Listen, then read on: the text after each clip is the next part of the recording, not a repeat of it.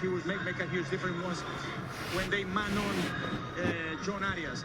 Cucurella on the right when he was playing as a winger, and then Caicedo when he was in the middle. They didn't even get any time on his space, and I think Fluminense felt that, you know, the lack of touches and participation of the game of John Arias. Yeah, as I said, they paid too much respect to Chelsea from the beginning of the game, and after that to come back is too late. But you've made a great point, because having that mindset of a coach to know when to change your players, to explore the weakness of the other team, for me that speaks volumes of your plan before the game, because later in the game he switch again, go to the right side. Yeah. Because he's done his job on the left side, now let's move to the right. It's a great game point. But Timmy, the two goals came on the left. Yeah, you know what I mean, that was the space. So he saw that from the beginning, and the execution worked perfectly. Yeah, it was really incredible to see. I know you see this team quite a bit. Now they're moving on to the FIFA Club World Cup final. Just what's impressed you about the way that they played today?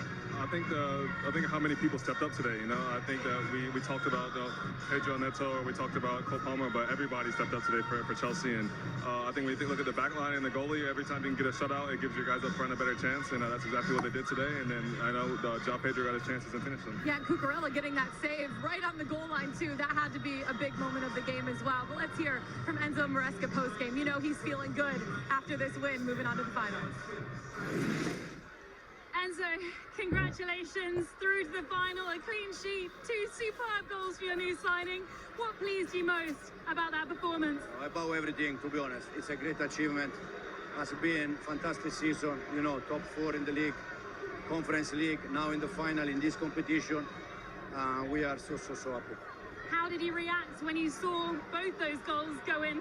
No, yeah, but we know that we have a player that they're able to do that. It's also that we need to help them to go in situation where they can do that. And we know João how good is. Nicholas Jackson came on for him 60 minutes into the game. Was that always the plan? Yeah, Nico is our player, he's a striker. He played almost all the game last season. Now João started today, but yeah, it was okay. How happy are you to have this competition in your squad now? No, yeah, very happy, to be honest. I'm very happy because I know how difficult it is with all the, all the situation.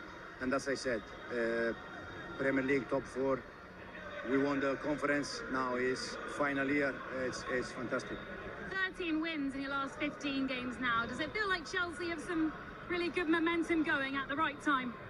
Yeah, but probably because we go game by game. We don't know about, how many games. We know that we need to go game by game. Now finally it's the last game of the season, we can say that, and hopefully we can win the tournament. Looked concerning for Moises Caicedo at the end there. How much of a worry is that ahead of the final? Yeah, no, we see. I told him that he has to do anything to be inside the pitch on Sunday, so we see. PSG or Real Madrid, what would it mean to Chelsea to beat either side? They are both top team. One won the Champions League this season, the other one last season. So they are top team, but we are proud, we are happy to be there. Tough conditions, an extra day of rest for Chelsea. Use it wisely. Yeah, exactly. Enzo, thank you so much, and all the best in the final. Thank you very much.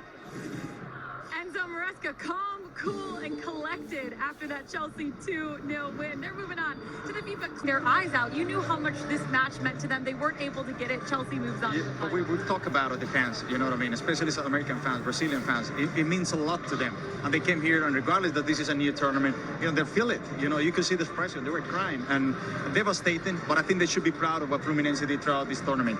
Yes, we talk about Chelsea's game plan, but in that game plan, you need execution from the players. And at the bottom line is, Chelsea has too much quality throughout the squad, and also players that came on into the field, they can also make a difference. So at the end of the day, the strength and depth, is too much. Yeah, I know Renato Gaucho, the Fluminense coach, had some words after this game. Let's send you back down pitch side, hear from him post game.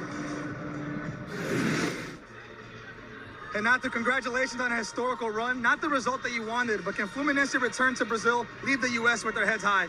Renato, parabéns pela campanha histórica. O resultado não é o que vocês queriam, mas o Fluminense deixa sair dos Estados Unidos de cabeça erguida. Sim, sem dúvida alguma, a gente sai de cabeça erguida por tudo que nós tivemos nesse Mundial. Hoje sabíamos que o jogo ia ser bastante difícil também, uma equipe bastante qualificada. Tentamos, felizmente sofremos no primeiro gol, eles tiveram algumas oportunidades, conseguiram o segundo gol no segundo tempo. E isso deu uma tranquilidade maior para o time deles. mas acho que valeu pela campanha, por tudo que nós temos nesse Mundial. Sorry, if I could hear correctly, he said it was a difficult game. They did what they could do, but at the end of the day, that second goal kind of messed them up, and it was difficult to get back into it. And they're happy about their performance of the tournament. E por último, queria falar sobre o pênalti. Sua opinião, foi pênalti, não foi pênalti? É difícil falar agora, né? Eu vi muito de longe na televisão. Então tinha que ver com mais calma no vestiário. Com certeza ia mudar o rumo do jogo. Depois eu voltou atrás. Infelizmente, tem árbitros que dão esse tipo de pênalti, tem árbitros que não dão. Mas só analisando melhor a imagem no vestiário que eu vou poder falar se foi pênalti ou não. Obrigado, Renato. Just asking him about the penalty as well. Kind of the same response. In his opinion, he was kind of far, but he thought it was a penalty as well. But unfortunately, they analyzed it and didn't call it. Either way, though, what a result and what a campaign, I would say, for Fluminense.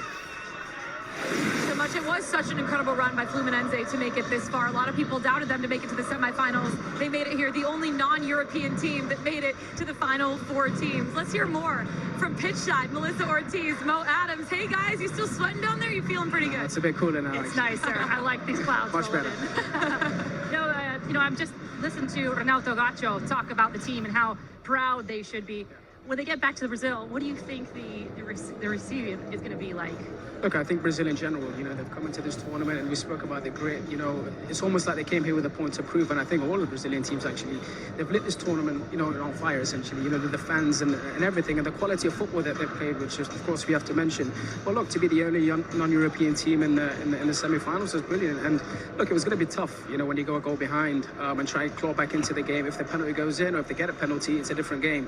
But I think to claw back from 2-0 down shows was quality. The way they managed that game, I thought was absolutely brilliant. Absolutely. Fluminense, I mean, guys, this is a team that in the league weren't 1, 2, 3, 6th place. We were maybe thinking Palmeiras, Botafogo, but what Fluminense did inch and crawl their way, deservingly so. And to see a player like Thiago Silva, make his mark, make his stamp at 40 years old, or even Fabio as a goalkeeper at 44 years old.